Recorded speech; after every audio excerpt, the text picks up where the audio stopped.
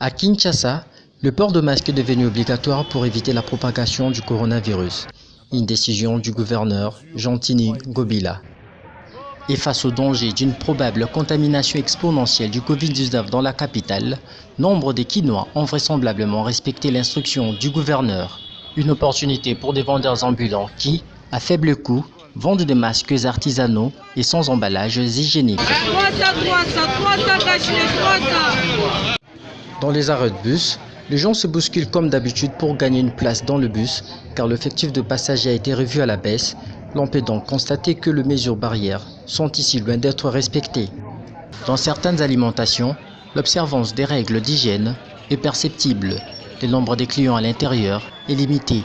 Les nettoyages de mains ainsi que le prélèvement de la température sont obligatoires. Le même geste barrière sont observés devant la maison communale de Kalamou, où une équipe permanente de la Croix-Rouge travaille de 9h à 17h. L'opération est dénommée « Barrière contre Covid-19 à Kalamou ». Il faut donc préciser que tout contrevenant à la décision du gouverneur est sommé de payer une amende de 5 000 francs.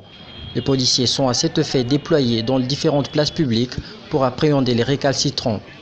Une pilule amère difficile à avaler pour certains Kinois.